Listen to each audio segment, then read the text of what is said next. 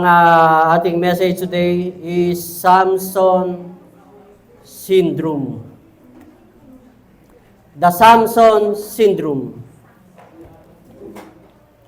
Sino po ang nakakaalam ng buhay ni Samson? Ako po, nung bata ako, naririnig ko na si Samson, pero hindi ko alam na ang Samson na aking naririnig ay isang napaka-famous na karakter pala sa Biblia.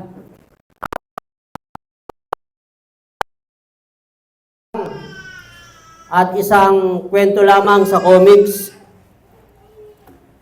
Pero ang buhay pala ni Samson at ang katauhan pala ni Samson ay nasa Biblia.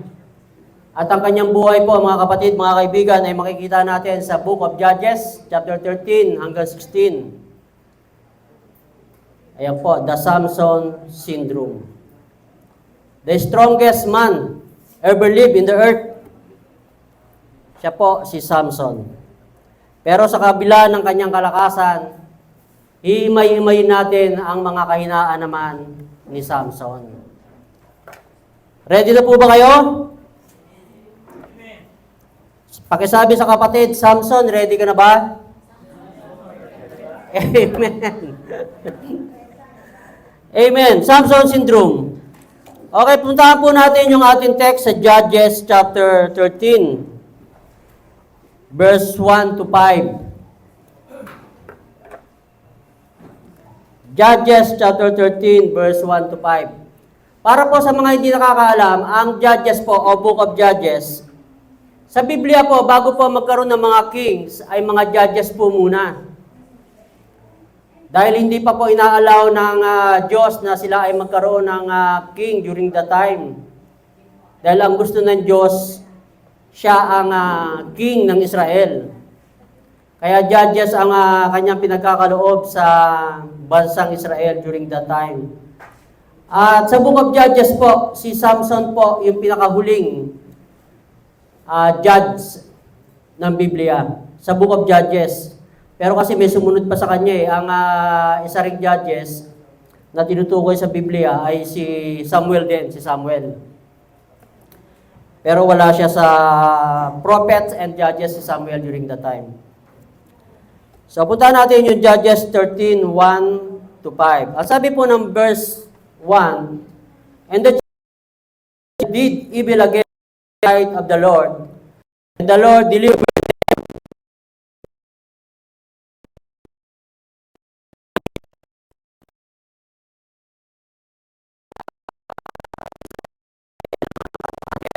sila ng Diyos. Walang 40 years silang under bondage. Verse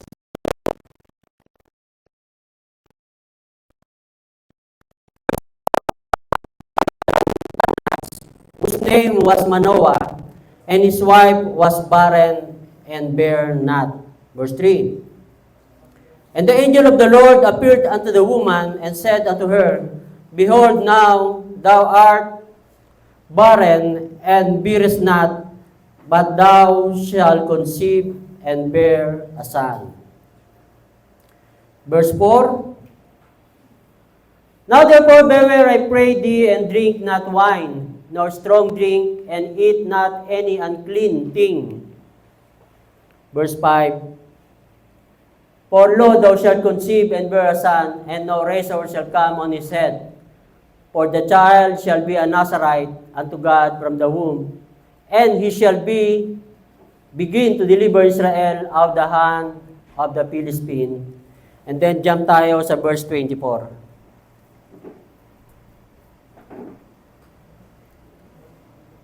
Verse 24, and the woman bare a son and called his name Samson.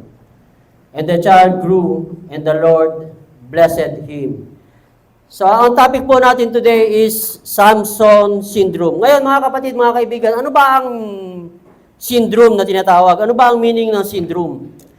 Ang syndrome po ay isang medical term na ang ibig sabihin po, the word syndrome refers to a group of symptoms or signs that occur together and are characteristic of a particular medical condition or disorder. So, ang syndrome po pala mga kapatid, mga kaibigan, ito po pala ay signs or symptoms ng isang medical condition na merong disorder. Outside of medicine naman po, in general use, kasi ginagamit din po yung syndrome in general. Outside of medicine, syndrome can also describe a set of behaviors or conditions that tend to occur together. So sa madaling salita po mga kapatid, mga kaibigan, ang syndrome po ay isang attitude o behavior ng isang tao na pinagsama-sama sa kanyang katauhan. So, ayan po ang tatalakayin natin ngayon at tayo po ay lulublob sa story ni Samson. Kung sino po yung nakakaalam sa story ni Samson, ay mas lalo pa nating malalaman ang kanyang buhay today sa ating message na iginawad ng Panginoon para i-share sa mga kapatiran. So number 1 point, meron po tayong 3 points. Ano ba ang karakteristik ng Samson syndrome? Pangalawa, ano ba ang consequence ito? And then pangatlo, ano ba ang cure? So characteristic, consequences, and the cure. Number 1, the number 1 characteristic of Samson syndrome, according doon sa story ni Samson, number 1 characteristic is personal pleasure. Personal pleasure. Doon po sa binasa natin kanina, si Samson po ay mula sa kanyang hindi pa nga siya nabubuo sa tiyan . Sinabi na ng Lord na ikaw ay manganganak, sabi doon sa kanyang nanay, magkakaroon ka ng anak. At ito yung mga hindi mo dapat gawin. At yung anak mo ay magiging Nazarite. Mamaya nitatalakayin natin kung ano ba yung pagiging Nazarite. So, ang point number 1 natin is personal pleasure. Ano ba yung personal pleasure, mga kapatid, mga kaibigan? Maraming klase ng pleasure ang iniaalok ng mundo sa tao na nagiging sentro ng kanyang buhay. Iba-iba, depende sa pag-consume nito sa ating desire. Sa buhay ni Samson, ang kanyang personal pleasure, kaya tinawag natin personal pleasure, kasi ang kanyang pleasure ay laging personal, laging self-centered yung kanyang lakad. Kung babasahin niyo po yung kanyang story mula chapter 13 hanggang 16, si Samson po ay laging nagsosolo. Samantalang ang kanyang design o plano ng Diyos sa kanya ay i-lead ang Israel para doon sa bondage against the Philistine.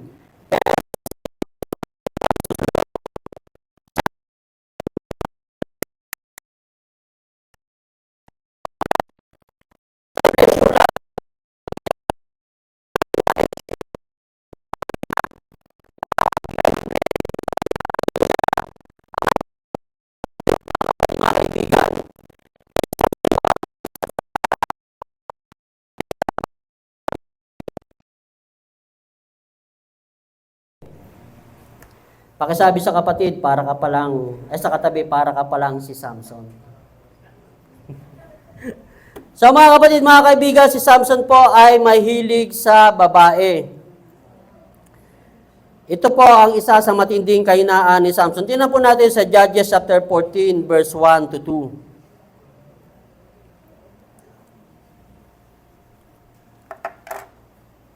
Kaya yun din yung nagbigay sa kanya ng pagkabagsak yung babae din . Sa Judges chapter 14, verse 1 to 2. And Samson went down to Timnath and saw a woman in Timnath of the daughters of the Philistine. Verse 2. And he came up and told his father and his mother and said, I have seen a woman in Timnath of the daughters of the Philistine. Now therefore get her for me to wife. Sa verse 7, tingnan natin. Yung babaeng nakita niya na yan, ay binalik-balikan niya. And take note, ito po ay taga-Philistine, kalaban nila. And he went down and talked with the woman, and she pleased Samson well. So, nabighani po si Samson sa babae na kanyang nakita during the time. Isa lamang po yan. And then, pangalawa pong verse na papakita natin na ang kahinaan ni Samson ay babae. kahit sa harlot, siya po ay pumapatol. Tingnan natin sa Judges chapter 16, verse 1.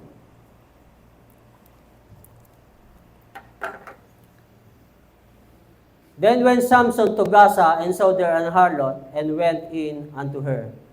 So mga kapatid, mga kaibigan, personal pleasure, at ang pleasure na yon na kay Samson at kanyang kahinaan, walang iba kundi ang babae. Katulad na sinabi ko kanina, maraming bagay na iniaalok ang mundo sa atin bilang isang tao, at ito po yung nagbibigay ng cellphone. Pagising pa lamang ng umaga, hinahanap na kagad ang cellphone. Iba-iba. Meron namang iba, pagkain, ang nagbibigay ng mas matinding desire. Depende po kung ano yung mas matinding desire na nagbibigay sa iyo bilang isang tao o sa flesh mo. So kay Samson po ay babae. And then when Samson met Delilah sa Judges chapter 16 verse 4, ganun din po yung nangyari. Tingnan po natin, Judges 16 verse 4.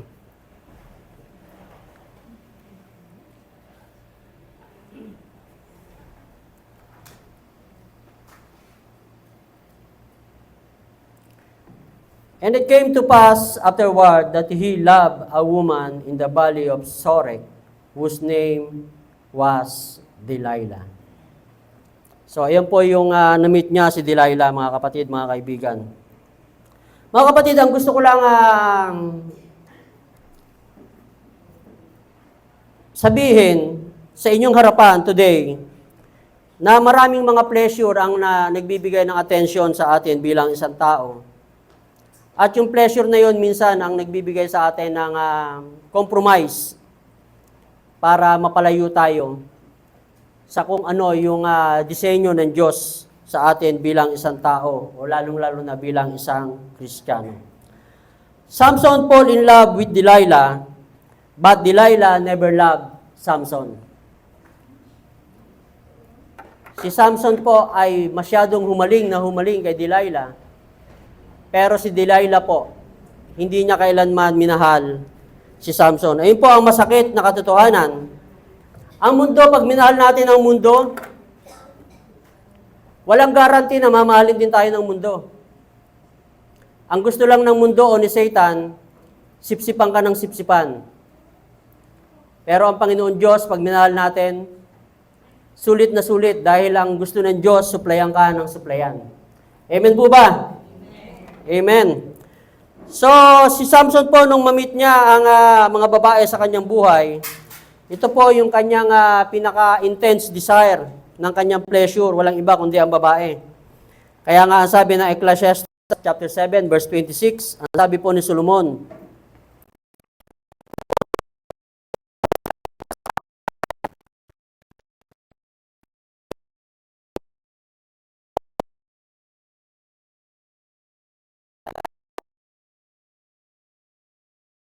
kanyang braso ay parang gayuman. Hirap iwasan. Yan nga natin kapatid na Kevin, Ecclesiastes chapter 7 verse 26. Si Solomon. And I find more bitter than death the woman whose heart is snares and nets, and her hand has band. Whoso pleaseth God shall escape from her, but the sinner shall be taken by her. So, ang makasalanan pala ay madaling mahulog sa babae. Unlike doon sa may Diyos, although may struggle, pero sometimes nakaka-score pa rin eh. So, mga kapatid, mga kaibigan, mamaya ibibigay natin yung cure. Pero siyempre, bago yung cure, yung consequences muna ng mga Samson syndrome na tinatawag. The greatest tragedy that can happen to a believer is to fall in love in this present world. At sabi po ng Timothy, verse 4, chapter 4, verse 10 states, For Demas in love with this present world, at iniwan ang kanyang kabady na si Apostle Paul. Imagine si Apostle Paul na, no? Yung kasakasama na very spiritual. Tapos si Demas, nahulog pa rin sa mundo. Walang guarantee po kasi mga kapatid, mga kaibigan.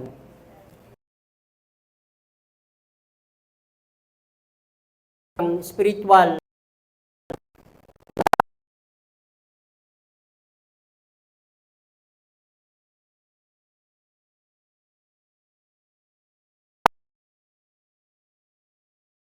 Demas na iniwanan si Apostle Paul.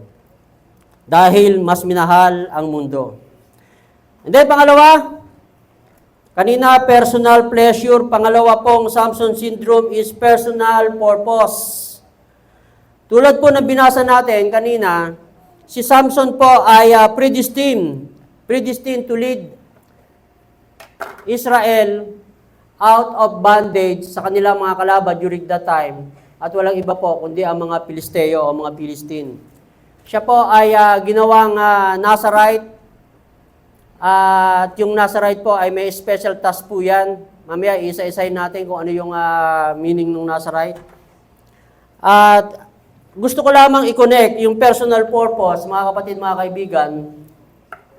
Katulad ni Samson na pinili, hindi pa siya pinapanganak. Tayo bilang isang Kristiyano ay pinili rin ng Diyos. Ang sabi nga ng Ephesians chapter 1 verse 4, we are chosen before the foundation of this world. Sa Ephesians chapter 1 verse 4, mas matindi tayo kay Samson. Hindi pa ginagawa ang mundo, pinili ka na at kilala ka na ng Diyos na lumikha sa iyo. Ngayon, ang problema lamang, katulad ni Samson, personal purpose, tayo po ay ginawa, we are created in the purpose na sambahin at bigyan ng glory ang Panginoon Diyos bilang isang Kristiyano. Si Samson po, ang kanyang purpose ay i-lead ang Israel para sa kanilang mga kalaban during that time. Pero ang ginawa po ni Samson, lagi po siya naglalakad ng solo. Never na mababasa po natin sa kanyang story sa Book of Judges na pinangunahan niya ang mga Israelites na kalabanin ang mga Philistine during the time. May isang senaryo pa nga na ang mga Israelite, yung tribe ng Judah, sabi doon, 3,000 men ay pumunta kay Samson para hulihin si Samson at ibigay doon sa kanilang mga kalaban. Ayun po ay makikita natin doon sa Judges chapter 14. Mamaya pupuntahan po natin yun. Nangyari naman yung mga bagay na yon dahil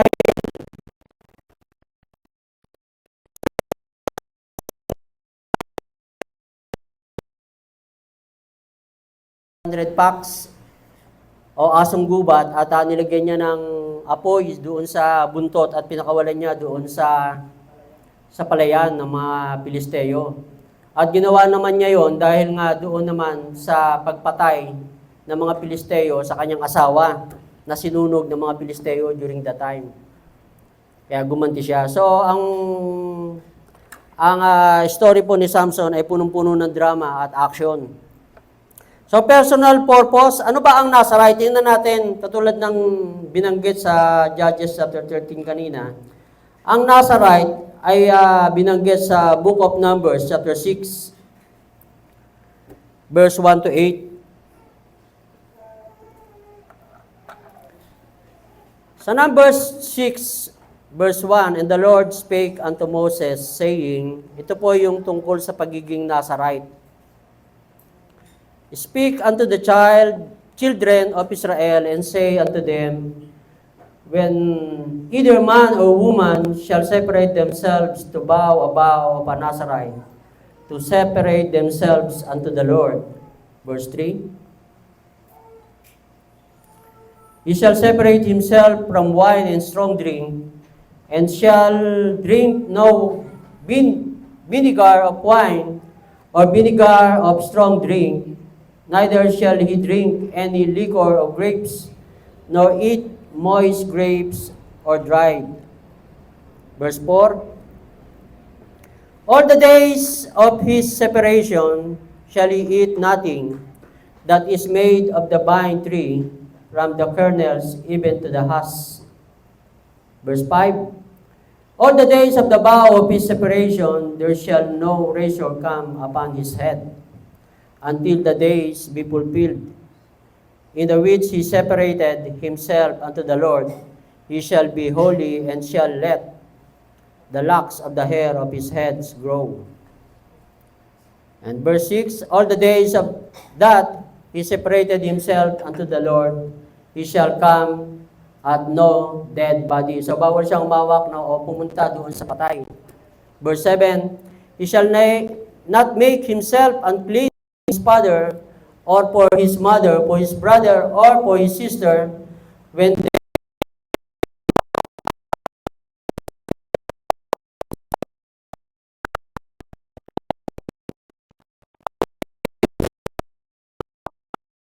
sa mga kapatid,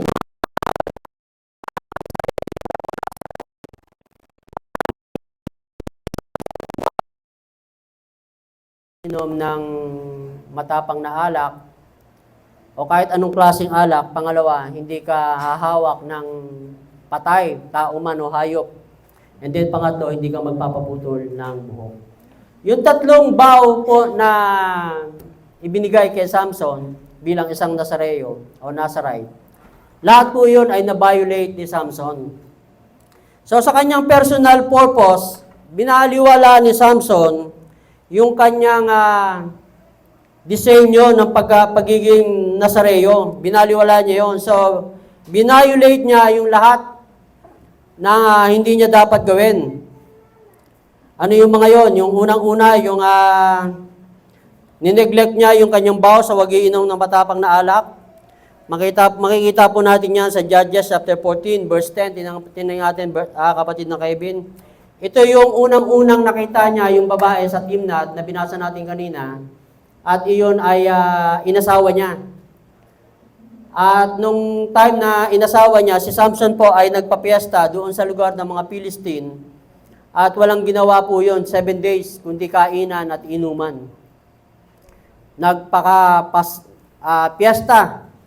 Fiesta during that time. Nagpa-party si Samson. Ayun po yung unang pag-violate niya. Then pangalawa po ay yung paghawak niya doon sa dead body. Na makikita naman natin sa Judges chapter 14 verse 5 to 6. Ito yung na-encounter niya yung isang leon. Nakasalubong ni Samson yung isang leon, umaatungal. At bilang isang Samson, hindi nagpatinag si Samson, kundi ang sabi ng scripture, ang leon ay hinati niya lamang sa gitna ng walang kagatol-gatol. Hinawakan niya yung bibig at inano niya na parang isang kambing lang sa kanya. Ganong katapang si Samson, ano? Tayo minsan, pag uwi natin ng bahay, pag bumubunga nga yung asawa natin, parang leon na bumunga.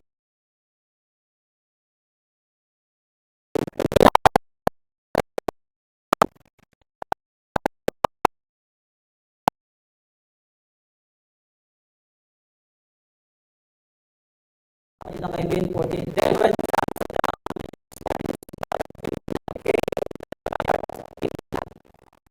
the young lion roared against him, and then the Lord prepared him as he would have.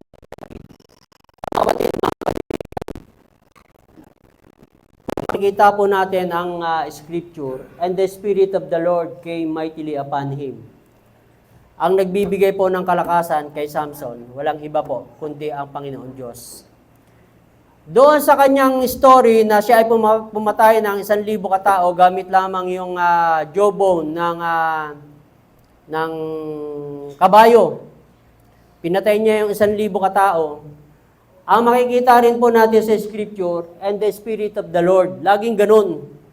Laging ang Spirit of the Lord ay pumupunta kay Samson bilang isang Nazarite. Kaya siya ay mayroong kakaibang kalakasan.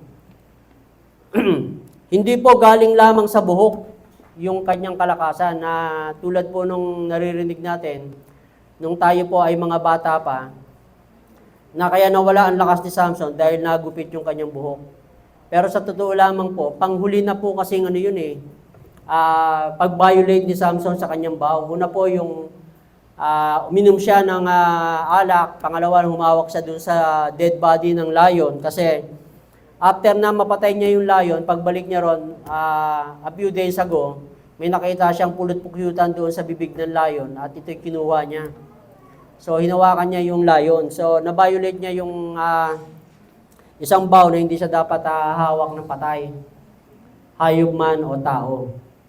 And then, pangatlo nga, yung kay Delilah na naputol na yung kanyang buhok. Kaya tuluyang nawala yung lakas ni Samson. So, balik tayo doon sa ating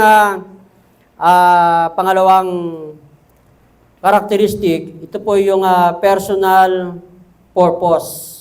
Katulad po na sinabi ko kanina, tayo bilang isang Kristiyano, ang disenyo ng Diyos sa atin o ang purpose ng Diyos sa atin ay bigyan siya ng glory dito sa ating buhay. At katulad ni Samson, si Samson po, ang disenyo ng Diyos sa kanya ay i-lead ang Israel para doon sa pagkakaalipin sa mga Philistine. Pero ang nangyari po, hindi po iyon na sunod ni Samson.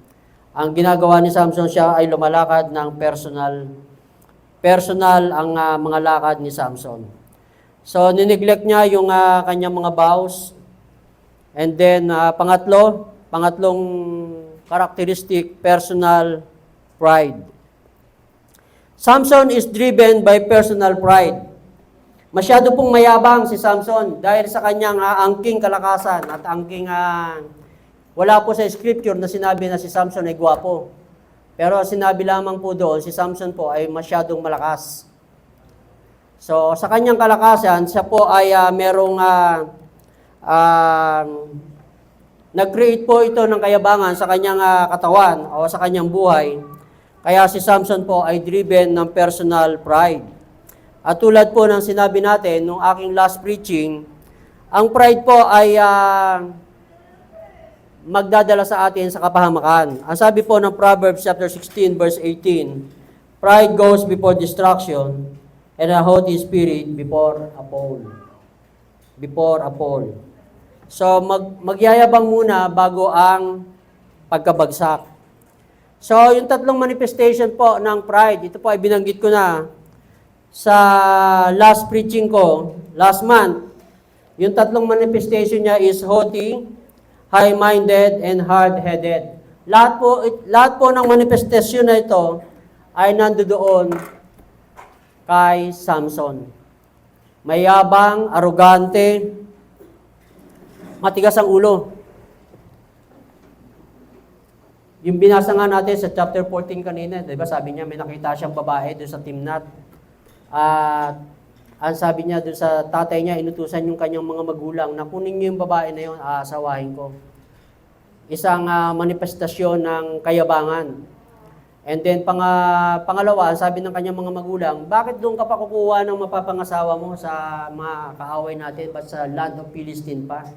Wala bang mga babae dito sa lugar natin o dito sa lugar ng Israel para asawahin mo?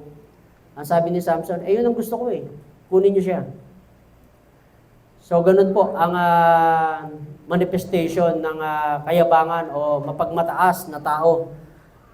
Minsan po, katulad ng sinabi ko sa preaching ko last month, ang kayabangan ay hindi dapat bumabalot sa atin bilang isang Kristiyano. Hindi po tayo dapat pumapatol doon sa kasabihan ng mundo na hindi bali ng mayabang, basta't may ipagyayabang naman. Di po ba sinabi ko po yan last preaching? Dahil ang kayabangan po, galit po ang Diyos sa taong mayabang. Ito po ay binanggit sa James chapter 4, verse 6. Tingnan natin sa James chapter 4, verse 6, kapatid na Kevin. Galit ang Diyos sa taong mayabang. Sa taong mapagmataas. Ang sabi doon, but He giveth more grace. James chapter 4 verse 7, tingnan natin.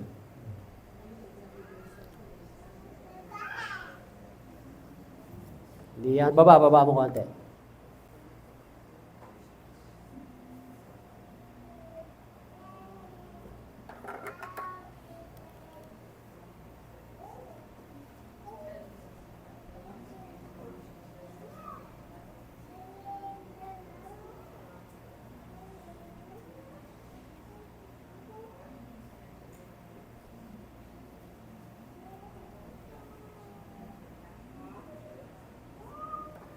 James 4:6.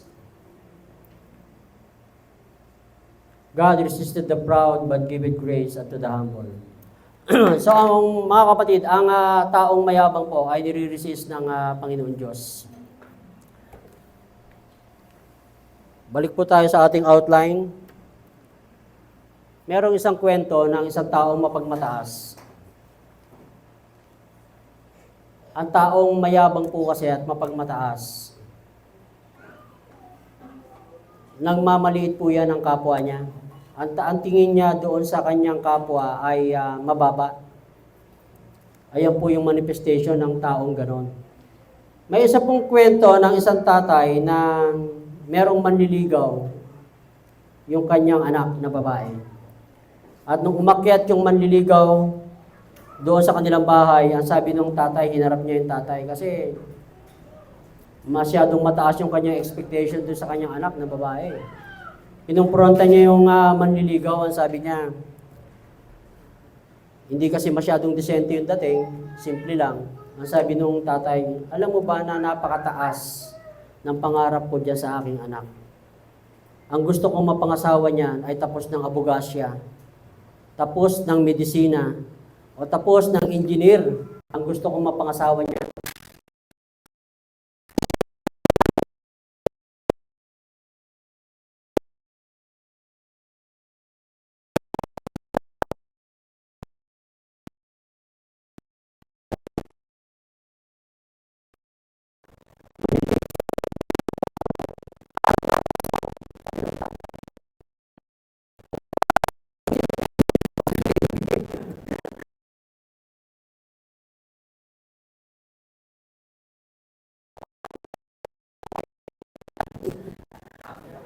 Ganun ba? O, sige, diyan ka muna, sabi. So, mga kapatid, mga kaibigan, ang isa pong taong mapagmata o mata pobre, minsan po nakakahanap po yan ng isang katapat. Minsan po nakakahanap po yan ng katapat. At tulad po ng sinabi ng Proverbs chapter 16, verse 18, magyayabang muna bago ang pagkabuan. Pride goes before destruction. Sa mga kapatid, mga kaibigan, iwasan po natin yung manifestation ng pride. Katulad po ni Samson, haughty, high-minded, hard-headed, matigas ang ulo ni Samson. Sinabi ng kanyang mga magulang na huwag kang pumili ng asawa doon sa mga Philistine dahil kaaway natin yung mga yan. Isa rin po kasi sa batas ni Moses na dapat ang mga Israelites ay hindi dapat kukuha ng mapapangasawa sa kabilang lupain. Dapat ang mapapangasawa ng mga Israelites ay mga Israelites din.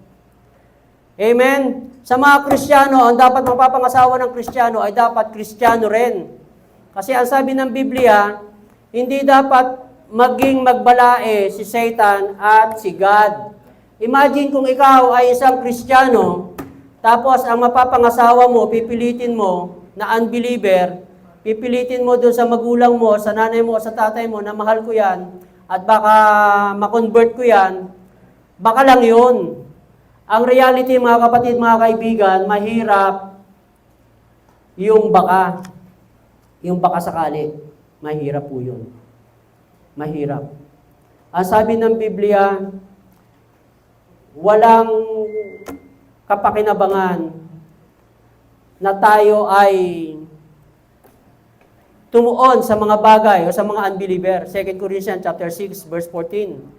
Huwag tayo makipamatok doon sa mga unbeliever. Ayan po, be ye not unequally yoked together with unbelievers. For what fellowship hath righteousness with unrighteousness? Ayan po yung sinasabi ko kanina, hindi po pwedeng maging magbalae si God at si Satan. Kasi kung unbeliever yung mapapangasawa mo, of course, ang sabi ng Biblia, ang tatay ng mga unbeliever, si Satan. Sa John chapter 8 verse 44, binanggit po yun. At tayo naman bilang isang Kristiyano, tinanggap po tayo bilang anak ng Diyos at ang ating Ama, walang iba kundi ang Diyos. So sa madaling salita, hindi po pwedeng mangyari yung ganon. Pag nangyari po at pinilit natin yon, magkakaroon po ng pagkaligwak sa bandang gitna o sa bandang huli. Amen? O nasa pride po tayo, the most dangerous letter of alphabet is none other than the letter I.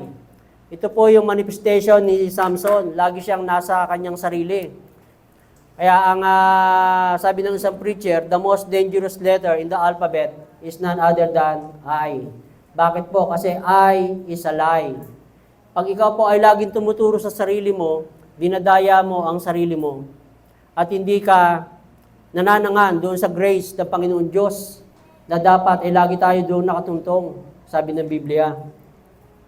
I is a lie. Kaya nga I is a lie, kung papansinin po natin, yung sin, ang gitna po niyan ay I.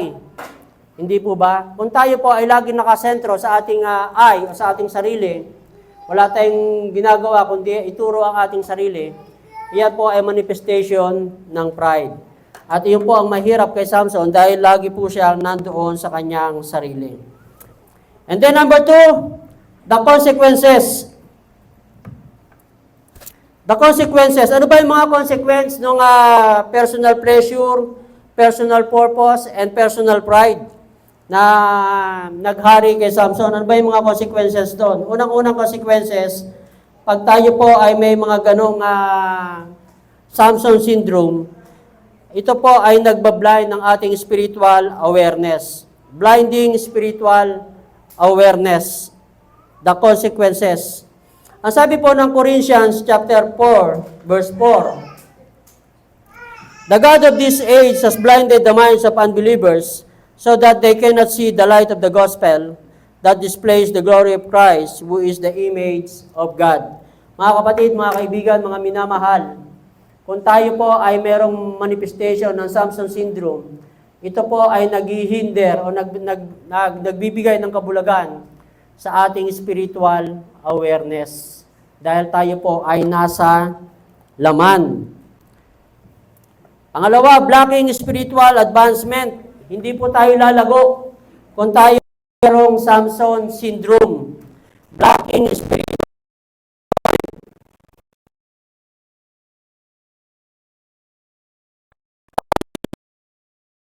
But whoever hates correction is stupid. Whoever hates correction is stupid. Ang isang tao po na ma-pride, never kahit kailan po yan, mga kapatid, mga kaibigan, na makikinig ng payo ng isang tao. Lagi yan ang gusto niya, siya ang bida, laging ang gusto niya, siya ang nasusunod. Kaya, kung tayo po ay may ganong manifestation, hindi po tayo lalago spiritually. Binablock po natin ang ating paglago. And then pangatlo, building separation to Almighty. Building separation from Almighty. Ano ba yung ibig sabihin niyan? Tayo po ay gumagawa ng buhay na hiwalay sa Diyos. Tulad po ng sinabi natin kanina at pinakita natin sa James chapter 4 verse 6, ang anumang manifestation ng pride, galit po ang Diyos doon. Ang sabi, pride, sabi ng Diyos doon sa James 4:6. Balik nga natin kapatid. But God resisted the proud. Narinig ko po si pastor ng CCF, si Bong Saking, binigyan niya ng James chapter 4 verse 6 ng illustration, yung God resisted the proud. Sabi ni Bong Saking, yung word na resisted, the proud. Ang ibig pong sabihin niyan, yung lahat ng resources ng Panginoon o lahat ng kalakasan ng Panginoon o lahat ng power ng Panginoon ay inilalaan niya para lamang blangkahin yung isang taong mayabang o yung isang nilalang na mayabang. Ayun po yung illustration ng God resisted the proud. Si Satan po kasi yung unang-unang nagpakalat niyan nung pagiging mayabang Manifestation po kasi ni Satan yan. Yung pagiging pride o pagiging self-centered. So building separation to Almighty. Ang sabi po ng Romans chapter 8 verse 8, so then they that are in the flesh cannot please God. Never kailanman, kaibigan, kapatid, kung tayo ay nasa laman, hindi natin mapiplease ang Panginoon Diyos. And then, pangatlong points, the cure. The characteristic, the consequences, and then the cure. Mga kapatid, mga kaibigan, ano po ba ang dapat natin gawin kung tayo po ay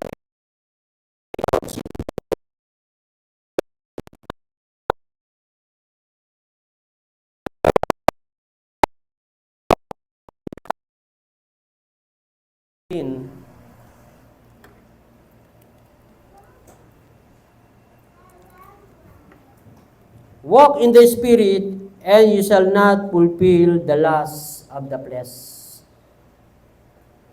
Lumakad tayo, kapatid, kaibigan, sa Espiritu, nang sa ganon, talunin natin ang lust ng ating laman. Sabi nga ni Pastor, ang lust of the flesh ay walang lust. Wala po yung dulo, wala po yung hangganan. Pataas po ng pataas yung yung velocity niyan. Yung lust ng ating flesh. Kaya kung meron man po tayo, kaibigan, kapatid, na dapat natin binabantayan, ito po ay walang iba kundi ang ating sarili.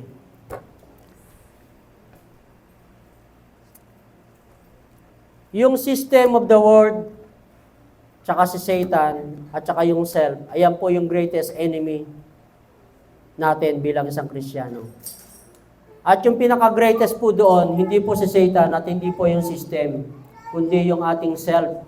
Bakit po? Kasi doon po kumakapit yung dalawang naunang nabanggit, yung system ng mundo at si Satan. Hanggat buhay ang ating flesh, nakakapit po yan. Kaya nga may command sa Bible, sa Matthew chapter 16, verse 24, deny yourself. Sa isang maiksing interpretasyon ng Biblia, patayin mo ang sarili mo. Dahil hanggat buhay ang sarili mo, nakakapit yung ating pinakamatinding kalaban dito sa ating sarili. So, walk in the Spirit, number 1, cure. Number 2, wrestle in the self. Wrestle in the self. Ito yung sinasabi ko kanina. Ang sabi ng Matthew chapter 26, verse 41, the Spirit is willing, but the flesh is weak. The Spirit is willing, but the flesh is weak. Ang Espiritu po ay gustong-gusto ng Espiritu na tumuon sa mga bagay ng Diyos, pero ang flesh ay mahina at ayaw. Kaya laging merong pagtatalo. So mga kapatid, mga kaibigan, i-wrestle po natin yung ating sarili. Ang ibig sabihin po ng wrestle in the self is ito po yung inner struggle or wrestling with oneself. Sabi nga ni Apostle Paul, sa 1 Corinthians chapter 9 verse 27, inahampas ko at sinusipil ang aking katawan. Ang sabi ni Apostle Paul, inahampas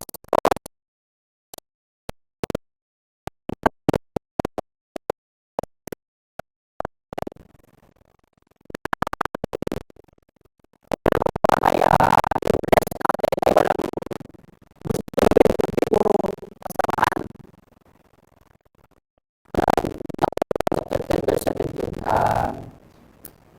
7 verse 18. Romans 7 verse 18. For I know that in my flesh dwelleth no good thing. Ito po ang sinabi ni Apostle Paul, walang mabuting bagay dito sa aking laman.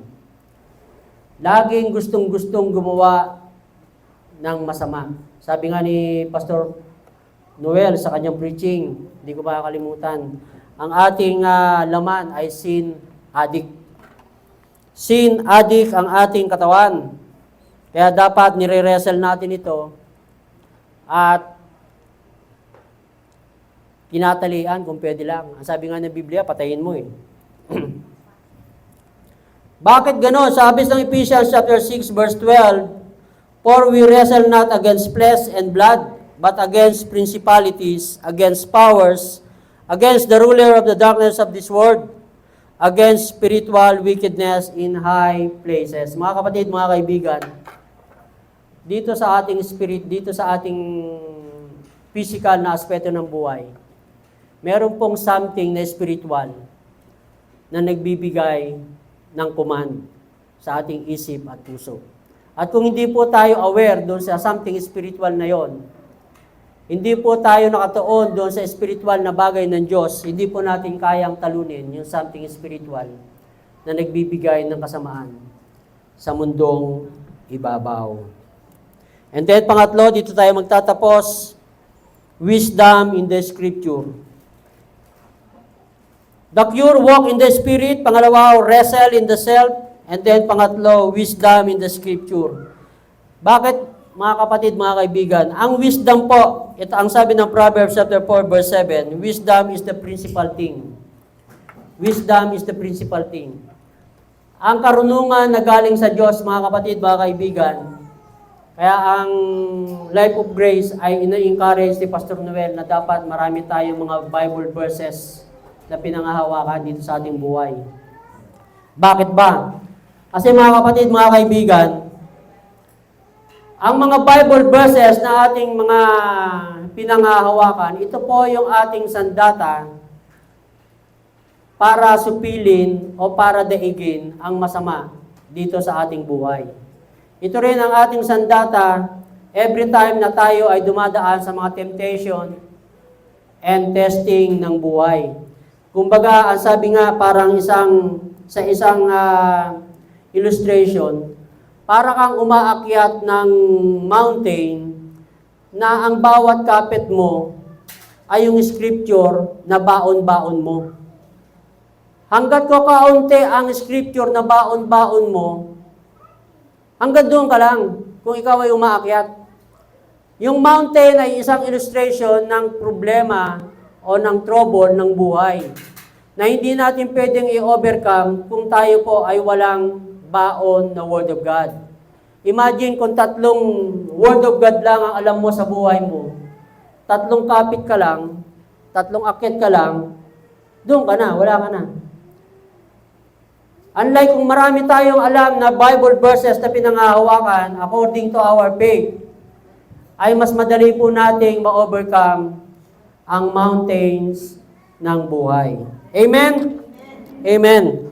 So, sabi po ng Proverbs chapter 4, verse 7, wisdom is the principal thing. Ang sabi naman po ng James chapter 1, 5 and 6, dito tayo magtatapos sa verse na to. If any of you lack wisdom, let him ask of God, that giveth to all men liberally, and upbraided not, and it shall be given him. Sa verse 6, but let him ask in faith. Mga kapatid, mga kaibigan, kung tayo po ay hihingi ng wisdom, i-ask po natin na may pananampalataya. Bakit po? Ang sabi po ng verse 6, walang silbi ang ating hinihingi kung tayo po ay walang pananampalataya. Ang sabi po dito, nothing wavering, for he that wavereth is like a wave of the sea, driven with the wind and tossed. Mga kapatid, mga kaibigan, mga minamahal, faith is believing, and believing is receiving. Tayo pong lahat ay magsitayo.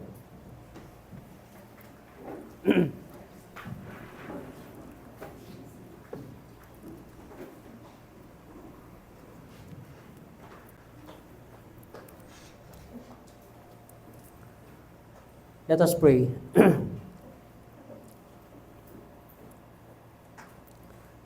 Father God,